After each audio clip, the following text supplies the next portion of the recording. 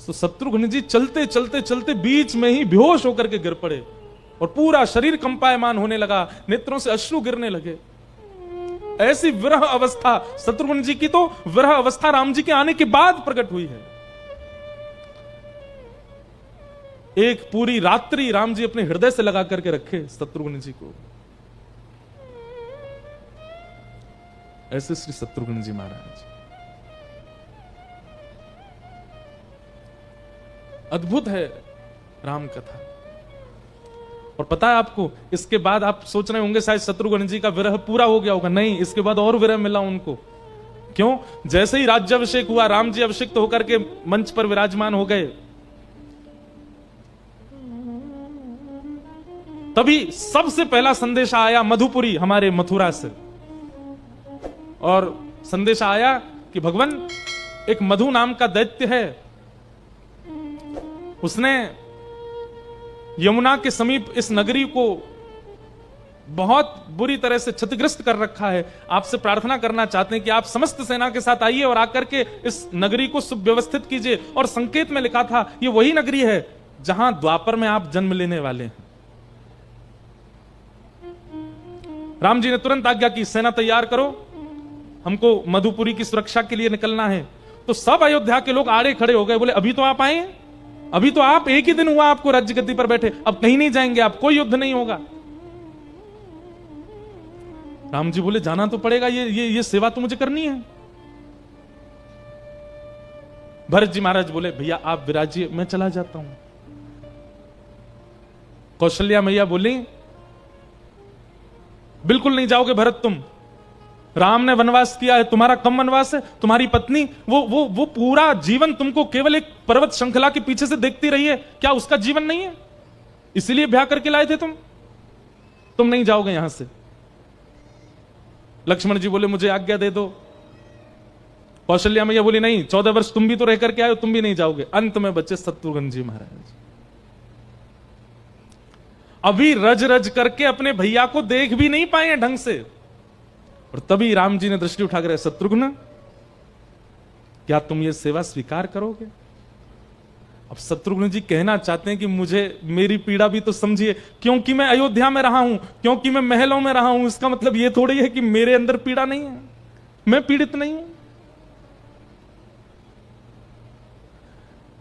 राम जी कहते हैं शत्रुघ्न सेना लेकर के तुम मधुपरी निकल जाओ।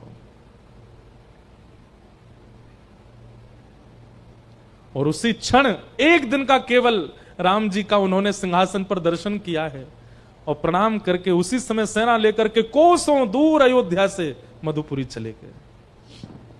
और वहां जाकर के राक्षस का वध किया, पूरी नगरी को सुव्यवस्थित किया और राम जी को पत्र लिख करके भेजा कि भैया नगरी व्यवस्थित हो चुकी है, अब आगे क्या आज्ञा है?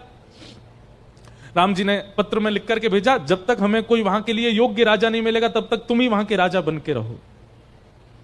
और वर्षों तक शत्रुघ्न जी मथुरा में ही रहे।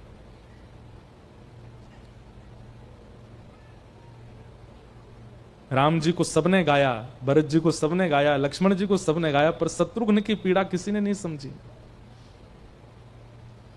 इसीलिए हमारे आचार्य चरण कहते हैं कि सबसे विशेष प्रेम धर्म यदि किसी का है, एक शब्द नहीं बोले कभी, श्री शत्रुघ्न जी महाराज। हमारे यहां कहते हैं पूरे भारत में रामलीला अगर सबसे सुंदर कहीं होती है तो वो मथुरा की होती है। क्यों? वो तो कृष्ण की नगरी है। वहां रामलीला इतनी अच्छी क्यों होती है? आप कभी रामलीला का दर्शन करना, मथुरा की रामलीला अद्भुत ही होती है। वहां कृष्ण लीला, रासलीला होती है, रासलीला के मंचन होते हैं, पर रामलीला अद्भुत ही होती है मथुरा की। और वो भी चतुर्वेदी समाज के हमारे ब्राह्मण लोग करते हैं। क्यों इतनी अद्भुत क्यों होती है? तो कहते हैं शत्रुघ्न जी महाराज का विरह अब फूटने लगा, अब वो रोक नहीं पाते थे। सिंहासन पर बैठे बैठे रोने लगते थे, हाँ राम, हाँ भरत, हाँ लक्ष्मण, हे मां सीते। अब जब ऐसे करके रोते हैं तब मथुरा के लोग व्याकुल हो जाते हैं कि ये इतना क्यों रो रहे हैं। तब मथुरा के लोगों ने विचार किया कि इनको अपने परिवार की बहुत याद आती है, क्यों ना हम एक काम करें, हम में से कोई राम जी का रूप, हम में से कोई लक्ष्मण, हम में से कोई भरत, हम में से कोई सीता जी बनकर के इनके सामने नाट्य किया करें, इनके सामने लीला दिखाया करें, ताकि इनका मन प्रसन्न हो। लक्ष्मण जी, शत्रुघ्न जी व्याकुल हृदय से बैठते हैं और मथुरा के ब्राह्मण समाज के चतुर्वेदी लोग वे सब लीला दिखाते हैं, और वो लीला देख करके श्री शत्रुघ्न जी महाराज प्रसन्न होते हैं। वर्षों बाद फिर मथुरा के ब्रजवासियों ने पत्र लिखा राम जी को, और तब पत्र में ये सारी बातें लिखी राम जी को कि आपने कभी विचार किया कि आपको अयोध्या इतनी सुंदर कैसे मिल गई, आपकी अयोध्या की गाय इतनी हृष्टपुष्ट कैसे मिल गई, श्री कौशल्या मैया इतनी युवा अवस्था में कैसे दिखने लगी, क्योंकि शत्रुघ्न जी ने संभाला है। और आपने उन शत्रुघ्न जी को मथुरा भेज दिया, ठीक है, हम सबकी रक्षा हो गई, कम से कम अब एक दूसरा राजा चुन करके इनको वापस बुलाइए। तब राम जी को पता तो उनको सब है ही, पर लीला, जिसको ठाकुर जी बहुत प्रेम करते हैं ना, उसको विरह बहुत देते हैं। संपूर्ण राम जी और पूरा परिवार फिर मथुरा आया। लक्ष्मण जी का परिवार, शत्रुघ्न जी का परिवार आगे बढ़ गया था, उन्हीं को राज्य गद्दी पर बिठा करके और श्री शत्रुघ्न जी को हृदय से लगा करके फिर वापस अयोध्या लेकर के गए। यह है राम कथा। शत्रुघ्न जी को, उनके प्रेम को अत्यंत विशेष कहा गया। देता है कन्हाई जिसे प्रेम की दशा, देता है कन्हाई जिसे प्रेम की दशा, देता है कन्हाई जिसे प्रेम की दशा,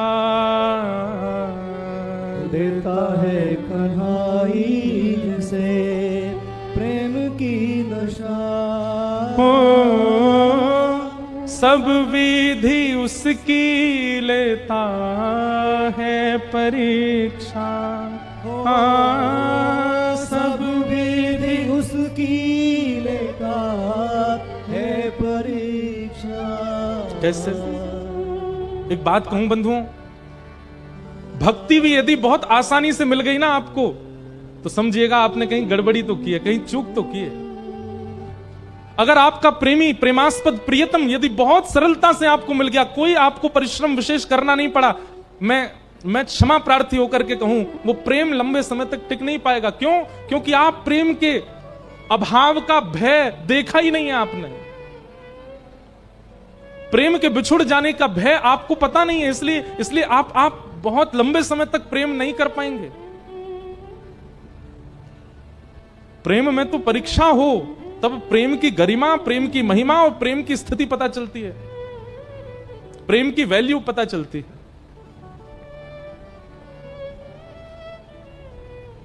कभी निकट बुलाए, कभी निकट बुलाए, कभी दूरियां बढ़ाए, कभी दूरियां बढ़ाए, छलिया हाथ नहीं आए, छलिया हाथ नहीं आए, हमें श्याम ना मिला, हमें श्याम ना मिला, ओ श्याम ना मिला, हमें श्याम ना मिला।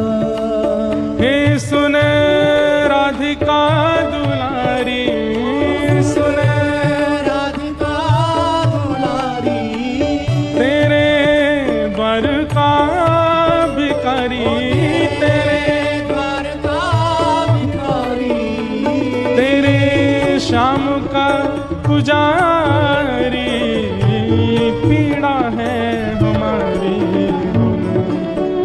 श्याम ना मिला, हमें श्याम ना मिला, हमें ओ श्याम ना मिला, हमें श्याम ना मिला। अच्छा, एक बात अभी अभी मन में आई।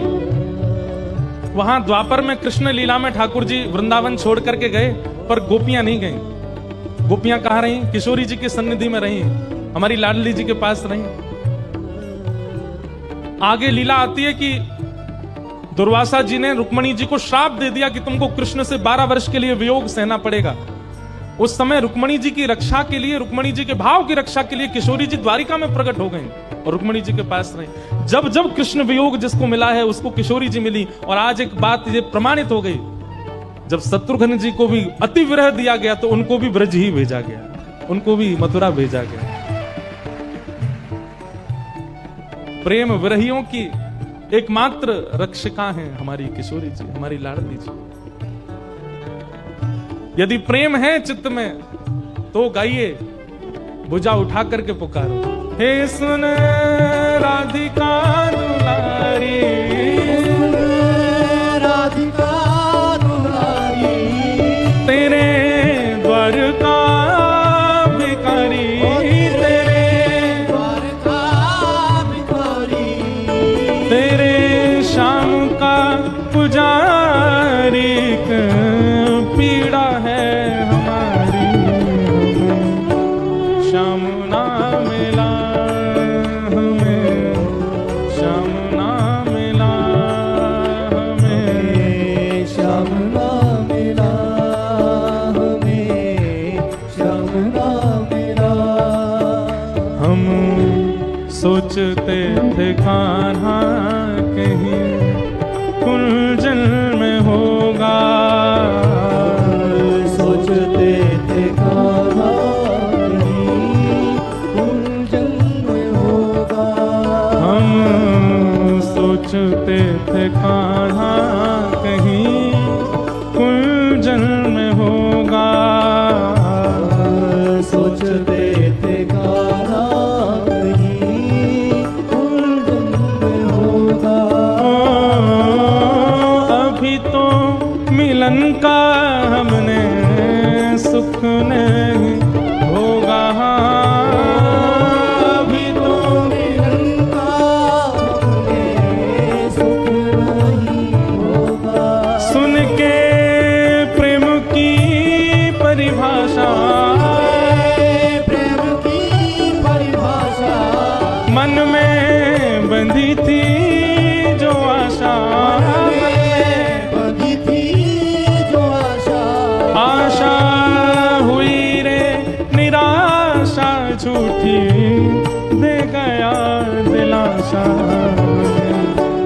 श्याम ना मिला हमें, श्याम ना मिला हमें, श्याम ना मिला, श्याम ना मिला।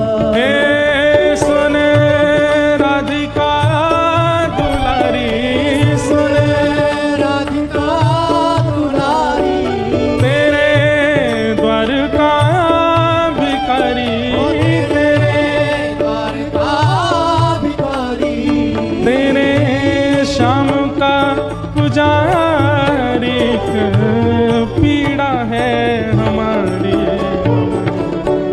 श्याम ना मिला हमें, श्याम ना मिला हमें, श्याम ना मिला, श्याम ना मिला। बोलो वृषभानु दुलारी की।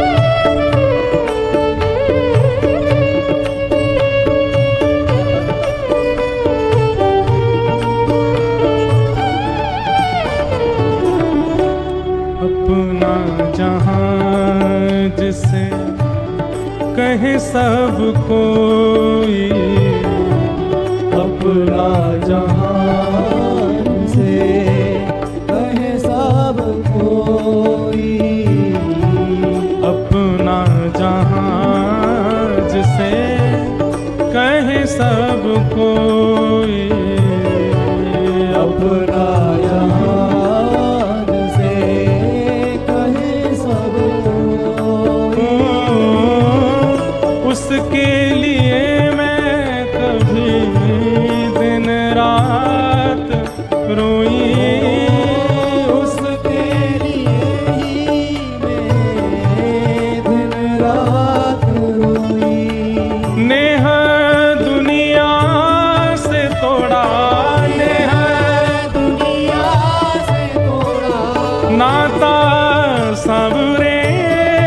जोड़ा नाता, सावरे से जोड़ा, उसने ऐसा मुख मोड़ा हमें कहीं का न छोड़ा, हमें श्याम ना मिला, हमें श्याम ना मिला, हमें श्याम ना मिला, श्याम ना मिला। हे सुने राधिका दुलारी, सुन राधिका दुलारी, तेरे द्वार का भिखारी, तेरे द्वार का भिखारी, तेरे श्याम का पुजारी, एक पीड़ा है हमारी, श्याम ना मिला, हमें श्याम ना मिला, हमें श्याम ना मिला, हमें श्याम ना मिला, हमें श्याम ना मिला, हमें श्याम ना मिला, हमें ओ श्याम ना मिला, हमें श्याम ना मिला, हमें श्याम ना मिला, हमें श्याम ना मिला। स्वभाव है ठाकुर जी का, अति प्रेम जिससे करते हैं उसको बहुत विरह देते हैं। और चारों भाइयों में वह प्रेम भरत के लिए तो सबको दिखा, लक्ष्मण के लिए तो सबको दिखा, परंतु अंतरंग भाव तो यह है कि प्रेम पूरा दिया गया है शत्रुघ्न को। और प्रेम में यदि मिलन होता है ना, तो मिलन के बाद धीमे धीमे प्रेम घटने लगता है। विरह जितना ज्यादा है, दूरी जितनी ज्यादा, व्याकुलता जितनी ज्यादा, प्रेम उतना पवित्र, उतना स्वच्छ है। छोटे भाई होते हुए भी शत्रुघ्न जी को वह स्वच्छ प्रेम प्राप्त हुआ है। संपूर्ण लीला भी जो लोग टीवी पर देखते हैं या कथाओं में सुनते हैं, वहां भी शत्रुघ्न जी का ज्यादा जिक्र नहीं किया जाता, क्योंकि ऐसा विशेष प्रकाश कहीं किया नहीं है, वो विरह में ही रहे हैं। आज रामनवमी के अवसर पर हम राम जी को प्रणाम करें, उनसे विशेष लक्ष्मण जी को प्रणाम करें, लक्ष्मण जी से विशेष भरत जी को प्रणाम करें, और सबसे विशेष से शत्रुघ्न जी को प्रणाम करें, क्योंकि शत्रुघ्न जी की ही कृपा है जो अयोध्या ऐसी हस्ती खेलती श्री हमारे राघवेंद्र सरकार को प्राप्त हुई है। बोलो राजा रामचंद्र भगवान की जय। हम सोच के तो आए थे कि राम जी की सखियों की चर्चा बताएंगे, चारुशिला जी, चंपकलता जी आदि आदि, उन सब के भाव कहेंगे, पर मन में भाव यहीं से आ गया। जैसे हमारे ब्रज में गोपियां हैं, सखियां हैं, ऐसे ही प्रभु श्री राम की लीला में भी सखियां हैं। ये सखित्व का ज्यादा भीड़ में और बड़े मंचों पर प्रचार करने से हो सकता है कि लोगों के मन में कोई और भाव आ जाए, पर नहीं। उन्हीं राम जी को परमेश्वर मान करके, परमात्मा मान करके, मर्यादा पुरुषोत्तम मान करके भरत जी भरत रूप में सेवा कर रहे हैं, पर वही राम जी जब शाम को कनक भवन में प्रवेश कर जाते हैं तो श्री भरत जी महाराज वहां पर चंपकलता जी के रूप में पहुंचते हैं, फिर वहां सखी बन जाते हैं। प्रियतम से एक क्षण का भी वियोग नहीं है। एक दिन हनुमान जी ने देखा, बोले ये भरत जी महाराज रात्रि में कहां जाते हैं?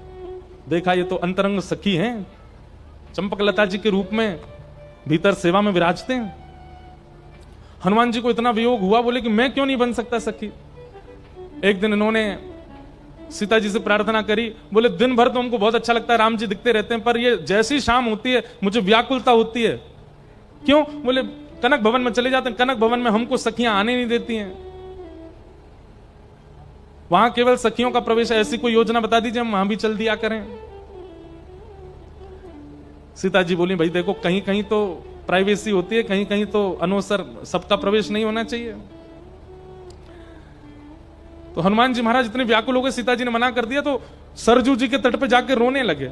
और जैसे ही उनका अश्रु बिंदु सरजू जी में पड़ा तो सरजू जी उस अश्रु बिंदु को लेकर के यमराज के पास गई और यमराज से जाकर के बोली, इस छोटे से बिंदु में जितना विरह है, क्या इतना कष्ट, इतना विरह यमलोक में किसी को मिलता है? तो जैसे ही यमराज जी ने उस विरह को देखा, बोले कि इतनी यातना तो नरक में भी किसी को कष्ट नहीं होता जितना एक कष्ट में ये अश्रु बिंदु है। किसका है? बोले हनुमान जी का। सब देवी देवताओं में चिंता हो गई, बोले हनुमान जी इतने व्याकुल।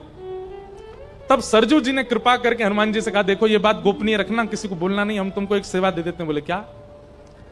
सूर्योदय से सूर्यास्त तक आप हनुमान जी हो, जैसे ही सूर्यास्त होगा आप चारुशिला नाम की एक सखी बन जाओगे और भीतर प्रवेश करके वीणा सुनाने की सेवा आपकी है। रात भर वीणा सुनाओ राम जी को, सीता जी को। हनुमान जी महाराज चारुशिला बन करके जाते हैं। अभी सब अंतरंग भाव हैं, बहुत सुंदर सुंदर लीलाएं हैं राम जी की भी। पर राम जी की मर्यादा कोई प्रधानता दी गई, लीलाएं सारी आ गई हमारे ठाकुर जी के पास। पर ऐसा नहीं है कि लीला राम जी ने नहीं की। लीला, रास लीला 999 रास लीला तो राम जी नहीं करी, एक कर रहे थे तभी इंद्र का बेटा आ गया, उसने आकर के विघ्न डाला। इसलिए फिर राम जी बोले अब भाई पूर्ण होती तो कृष्णावतार में ही करेंगे। तब ठाकुर जी ने महारास किया। रास का मतलब नृत्य नहीं होता, रास का मतलब अपने प्रेमियों को अपना सर्वांगीण भाव प्रदान कर देना, ये रास कहलाता है। जैसे अभी क्या है, वे ठाकुर जी हैं, हम जीवात्मा हैं, हम उनको छू नहीं सकते, हम उनके पास जा नहीं सकते, हम उनसे मिल नहीं सकते, ये दूरी है बीच में। लेकिन जिस दिन रास होगा उस दिन क्या होगा, ठाकुर जी सामने आकर के बैठ जाएंगे और बैठ करके कहेंगे, तू अपने हाथन से मोह पवा, तू अपनी गोद में मोह सुवा, तू अपने संग मोह डुला। जनाबाई के साथ रास हुआ, नामदेव जी के साथ रास हुआ, मीराबाई के साथ रास हुआ। हम लोगों के साथ रास नहीं होता, हमारे साथ रस होता है बस। हमारी और ठाकुर जी के बीच में एक दूरी बनी रहती है।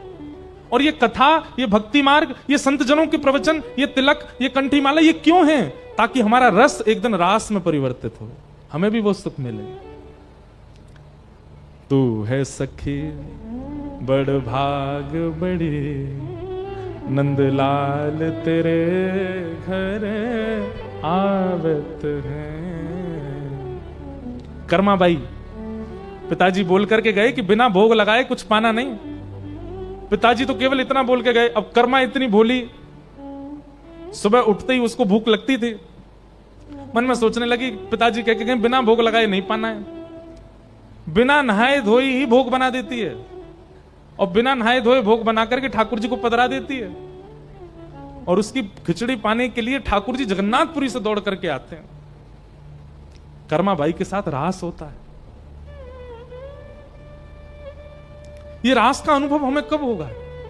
हम रस में ही प्रसन्न हैं, हमको रास की इच्छा सी नहीं होती। हनुमान जी के सामने राम जी रहते हैं, लेकिन रात्रि आते ही हनुमान जी विचलित हो जाते हैं कि पूरी रात कैसे निकालूं मैं बिना राम जी को देखे। ऐसी व्याकुलता जब आती है ना, तब रास होता है। हम कहने का मन तो नहीं, पर मैं कह रहा हूं कल कथा विश्राम हो जाएगी, सुबह है कल कथा 8 बजे से, और कल कथा हो जाने के बाद आपका मन ऐसा हो जाए कि अब हम क्या करें, अब हमारा भुसावल में क्या है। जबकि आप पूरे जीवन यहीं रहे हो, जन्म आपका यहीं हुआ, आपकी बिल्डिंग है, आपकी जॉब है, आपका बिजनेस है, लेकिन कल के बाद ये लगे कि अब कब आवेगा अगला क्षण, कब कथा होगी। एक बात बता दें, हम फरवरी में फिर से कथा करने आ रहे हैं भुसावल।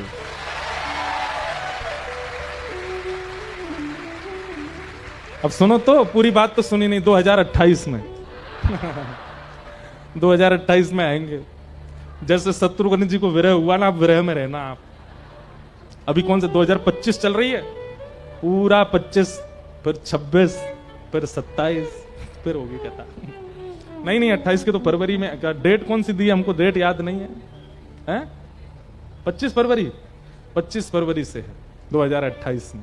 लेकिन कोई बात नहीं, यूं निकल जाएगा समय। लेकिन यूं निकल गया तो समझो रस हुआ, रास नहीं हुआ। एक एक क्षण ऐसा लगे। मीराबाई कहती हैं, दुखन ला सखी के रूप में, चारुलता जी के रूप में है, अपने ऐश्वर्य के रूप में, अपने बल के रूप में और अपने संबंध के रूप में वो भरत जी रूप में घूमते हैं। अरे कैसे सुंदर बेचारे राम जानकी जी आए हैं। जानकी जी इतनी बड़ी है कि राम जी को सिर ऊपर करके देखना पड़ रहा है, डर के मारे सिर ऊपर करना रहे कहीं जटाजूट गिर नहीं जाए। इनको कहीं बैठा दो, अब बैठ जाओ, अभी थोड़ी देर बाद उठ जाना, बैठा लो, कौन के लाला लाली हैं, थोड़ी देर गोद में बैठा लो, हाँ थोड़ी देर बैठ जाओ, बैठ जाओ। अरे वाह बेचारे, मैया तेने का थानी मन में, राम सिया भेज दिए बन में, अभी बचपन में ही भेज दिए। आज पता नहीं क्यों हम आज अपने ट्रैक से अलग गाड़ी चल रही है हमारी। आज मन में जो आ रहा हम वो बोल रहे हैं। गोवर्धन लीला और रासलीला का प्रसंग कहना चाहिए, पर आज हम कहीं और ही जा रहे हैं। जाने दो, कल विश्राम है कथा का, कब मिलेंगे फिर। तो भरत जी महाराज जो हैं, ये अपने रूप में तो भरत जी के रूप में रहते हैं, संबंध के रूप में भरत जी का निर्वहन कर रहे हैं, पर इनका जो प्रेम है वो प्रेम प्रकट करने के लिए श्री भरत जी महाराज चंपक लता सखी के रूप में रहते हैं सीता जी के साथ। बड़ी अंतरंग बात है, सबके समझ में आने वाली बात नहीं। जानकी जी की माता, उनकी बहन की ही पुत्री हैं चंपकलता जी। ऐसा वर्णन आता है श्री चंपकलता जी के चरित्र में कि आपने जन्म लेते ही अपनी मां का दूध पान नहीं किया। जन्म हो गया, श्वास चल रही है, ना तो नेत्र खोल रही है, ना मुख से कुछ बोल रही है, ना दूध पी रही है, बस जीवित अवस्था है, लेकिन कोई और गतिविधि नहीं है बालक के शरीर में। ऐसी ही कथा हमारी किशोरी जी के प्रादुर्भाव की भी आती है कि जब हमारी लाडली जी श्री राधा रानी का जन्म हुआ तो जन्म लेने के बाद राधा रानी मुस्कुराती हैं, हाथ चलाती हैं, पैर चलाती हैं, पर आंख नहीं खोलती अपनी। 3-4 दिन निकल गए, किशोरी जी ने नेत्र नहीं खोले। तब वृषभानु जी इतने परेशान हो गए कि भाई किशोरी जी नेत्र क्यों नहीं खोलती हैं। तब श्री नारद जी महाराज आए और नारद जी महाराज ने आकर के वृषभानु जी से कहा, एकांत में आपकी लाली को दर्शन करना है। वृषभानु जी बोले ठीक है, आप महल में भीतर चले जाओ। तब नारद जी भीतर गए और भीतर से किवाड़ लगा करके स्वर्ण के सुंदर पलना में रत्न जड़े हैं और बीच में श्री नन्ही सी किशोरी जी सोई हैं। और श्री नारद जी महाराज ने जैसे ही लाडली जी को देखा, मंद मंद मुस्कुरा रही हैं पर नेत्र नहीं खोल रहे। तभी नारद जी बोले, हे कृष्ण मनोहारिणी रासेश्वरी रस रूपा। कृष्ण मनोहारिणी, जय कृष्ण मनोहारिणी, ये शब्द जैसे ही किशोरी जी ने सुना, कृष्ण के मन को हरण करने वाली है किशोरी जी। कृष्ण नाम सुनते ही किशोरी जी के नेत्र खुल गए और नेत्र खोल करके किलकिल करके हंसने लगी। छोटी सी 4-5 दिन की अवस्था में बैठ गई और बैठ करके करताल बजाने लगी। श्री नारद जी अपनी करताल लेकर के कृष्ण मनोहारिणी कीर्तन करने लगे और श्री किशोरी जी खूब आनंद मग्न होकर के नृत्य कर रही हैं, बैठी बैठी आनंद कर रही हैं। वृषभानु जी ने बाहर से खिड़की में से देखा भीतर क्या चल रहा है। तभी देखते हैं कि स्वर्ण के पलना में किशोरी जी बैठी हैं और करताल बजा रही हैं और श्री नारद जी कृष्ण मनोहारिणी शब्द कहकर के नाच रहे हैं। अब नारद जी ने तो कह दिया और कह के जैसी बाहर आए किशोरी जी फिर पौड़ गई। नारद जी बोले, आपकी लाली ठीक है, कछु दिनान में ठीक है जाएगी, चिंता वाली बात नहीं। नारद जी तो चले गए। अब यहाँ कीर्ति मैया और वृषभानु जी दोनों किशोरी जी को गोद में लेकर के गए, हमारी लाली देखे ही ना है। वृषभानु जी बोले, मुझे पता चल गया ये नेत्र कैसे खोलेंगी। बोले कैसे खोलेंगी? तो बीच पलना में किशोरी जी को बिठा के एक तरफ वृषभानु जी, दूसरी तरफ कीर्ति मैया बैठ गई और दोनों गाने लगे, हे कृष्ण मनोहारिणी कृष्ण मनोहारिणी। जैसे ही कृष्ण मनोहारिणी शब्द सुना, किशोरी जी फिर से बैठ गई, फिर से नेत्र खोल करके और फिर से ताल बजा करके सुंदर आनंद करने लगी। वृषभानु जी समझ गए, बोले भैया कोई कृष्ण नाम है, वही से हमारी लाली आंख खोले। जब जब वृषभानु जी को किशोरी जी के नेत्रों का दर्शन करना होता है तब कृष्ण मनोहारिणी बोलते हैं, तभी किशोरी जी के नेत्र खुलते हैं। हमारे ब्रज के आचार्य चरण कहते हैं कि वृंदावन में दुनिया भर के लोग कहें जय जय श्री राधे, वृषभानु दुलारी की जय, बरसाने वारी की जय, पर एक बार कह दे करो जय कृष्ण मनोहारिणी। अगर ये कहोगे तो किशोरी जी की दृष्टि आप पर पड़ जाएगी, वो नेत्र खोल के आपको देख लेंगे। ऐसी लीला। तो चारुलता जी ने अपनी मैया का दुग्ध पान नहीं किया, श्री भरत जी का सखी स्वरूप। इस बात की चिंता जब जानकी जी की माता जी को पता चली कि मेरी बहन की लाली भई है और वो अभी तक दुग्ध पान ना किया, माने इतने दिन है के, तब श्री जानकी जी की माता जी गई और मैया ने जाकर के जैसे ही चारुलता जी को गोद में लिया, बहुत अंतरंग भाव है, तो कहते हैं जानकी जी की माता जी ने अपना पयोधर उनके मुख के पास किया तो तुरंत मुख खोल करके पान करने लग गई चारुलता जी। तब भाव आचार्य चरण कहते हैं, बोले क्यों, उन्होंने अपनी मैया का दुग्ध पान क्यों नहीं किया? बोले भैया ये सब सखियां हैं, ये सब सखियां कभी अमनिया भोग नहीं लगाती हैं, ये तो प्रसादी पाती हैं। अमनिया मतलब जो ठाकुर जी को निवेदित ना किया गया हो उसको अमनिया कहते हैं, और ठाकुर जी को जो प्रसाद धरा दिया जाता है वो भोग हो जाता है। तो रसिक जो होते हैं, संतजन जो होते हैं, सखियां जो होती हैं, ये अमनिया नहीं पाती, ये ठाकुर जी को निवेदित करके ही पाती हैं। श्री चारुलता जी ऐसी श्रेष्ठ स्थिति की सखी हैं, जन्म से ही उन्होंने अमनिया पाया ही नहीं, किशोरी जी का प्रसाद ही पाया, किशोरी जी का प्रसाद ही स्वीकार किया। वही चारुलता जी फिर जानकी जी की सखी स्वरूप में आई, राम जी की बड़ी अंतरंग लीलाएं उन्होंने प्रकट की। एक बार राम जी को प्रमोद बन के सहित उन्होंने अंतर ध्यान करके जनकपुर में प्रकट कर दिया था। एक ऐसी अद्भुत लीला आती है, सब लीलाएं हैं अंतरंग श्री राघवेंद्र सरकार की, सबको हम प्रणाम करते हैं। आज रामनवमी के अवसर पर चारों भैयाओं को, सखियों को, राम जी को, अयोध्या जी को, जनकपुरी को, सबको हम प्रणाम करते हैं। बोला राजा रामचंद्र भगवान की। नख पे धार लियो गिरिराज नाम गिर धारी पायो है। ठाकुर जी सब ब्रजवासीन को लेकर के गोवर्धन गए, और गोवर्धन जाकर के कही, बोले भैया जाइए हमारा कुल देवता, इनको प्रणाम करो। सब ब्रजवासीन ने अपने अपने घर के 56 भोग सामग्री पधराई, और 4 भुजा वाले श्री गोवर्धन नाथ प्रकट है गए, और प्रकट है करके सब ब्रजवासीन के घर की सामग्री पान लगे। ब्रजवासी सब आनंद में आ गए, बोले लाला पूरा जीवन निकल गो, लेकिन वह इंद्र ने दर्शन ना दिए, भली तेरे या गोवर्धन नाथ की, हमारे नेक से प्रसाद पर रीच करके जे हमें दर्शन दे रहा है। सब ब्रजवासी ने खूब प्रणाम कियो। तभी इंद्र को पता चली कि मेरी पूजा बंद करके ब्रजवासी कोई और की पूजा कर रहे हैं। इंद्र ने मेघमालाओं को आज्ञा कर दी, जाओ जाकर के ब्रजमंडल पर इतनी वर्षा करो पूरा ब्रज डूब जाए, ये ब्रजवासी बचे नहीं। इनको पता चलनी चाहिए कि मेरी पूजा बंद करवे को, मेरी आराधना बंद करवे को दंड क्या है। काले काले बादल गड़गड़ करके जैसे ही वृंदावन में आए, ब्रजवासी सब घबरा गए। बोले लाला देख, हम तो पहले ही मना कर रहे हैं, इंद्र की पूजा बंद मत करवावे, देख नाराज है गयो जी, अब बारिश करेगो और ऐसी बारिश करेगो पूरा ब्रज डूब जाएगो। हम तो पहले ही मना कर रहे हैं, इंद्र की पूजा बंद मत करो, हमारी कोई ने नहीं मानी, या नेक से बालक की बात में आके सबन ने गिरिराज जी पूज दियो। ठाकुर जी बोले भक्ति में यही नहीं होना चाहिए, क्या अविश्वास। अच्छा ठीक है, अविश्वास हुआ, लेकिन दूसरा इष्ट, दूसरा देव ज्यादा बलवान लगने लग जाए और उसकी बलवंतता पर रीच करके अपने इष्ट का परित्याग कर देना, ये तो ऐसा है जैसे विवाह के बाद पर पुरुष या पर स्त्री के प्रति दृष्टि रखना। हम आपसे निवेदन करना चाहते हैं भैया, माता पिता, गुरु और इष्ट देव ये कभी बदले नहीं जाते, ये एक ही रहते हैं जीवन में।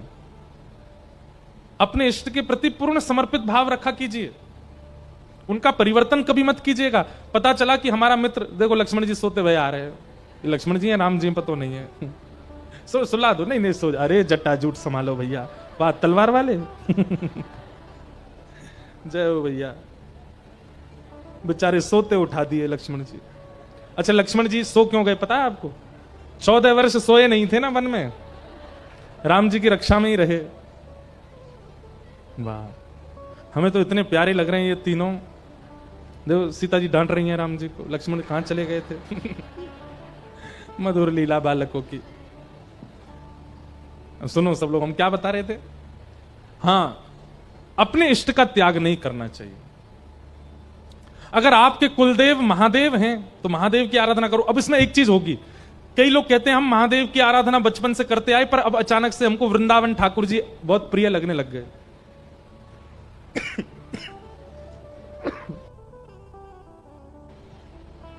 हम बचपन से महादेव की आराधना करते आए हैं, अब हमको वृंदावन के प्रति रुचि हो रही है। क्या ये गलत है? बिल्कुल गलत नहीं है। बल्कि इसमें तो ऐसा भाव मानिए कि आपके इष्ट प्रसन्न होकर के आपको उपहार देना चाह रहे हैं। तो उपहार में क्या दिया? आपके इष्ट ने श्री राधा माधवी आपको उपहार रूप में दे दिया, वृंदावनी आपको उपहार रूप में दे दिया। और ये बात तो महादेव के उपासक सब लोग इस बात पे मान लीजिएगा बात को। महादेव को भजते भजते भजते भजते भजते अगर वृंदावन प्रिय लगने लग जाए, किशोरी जी प्रिय लगने लग जाए, हमारे श्याम सुंदर प्रिय लगने लग जाए, समझ जाना आपके इष्ट बड़े प्रसन्न हैं। महादेव को भजने वाले, महादेव का त्याग नहीं करना है, महादेव तो सदा हृदय में रहने चाहिए, पर उनके द्वारा उपहार रूप में जो प्रिया प्रियतम मिले, इनकी लीला सुन करके आपको पता है मीराबाई क्या जपती थी? मीराबाई का जापक नाम क्या था? राम राम राम राम राम राम राम। मीराबाई भजती थी राम। और प्रकट में क्या है? मेरे तो गिरधर गोपाल दूसरो ना कोई, जाके सिर मोर मुकुट मेरो पति सोई। अब इसमें एक बात बहुत ध्यान से सुनिएगा, आपके इष्ट देव तो महादेव हैं, पर राधा कृष्ण आपके देव नहीं हैं।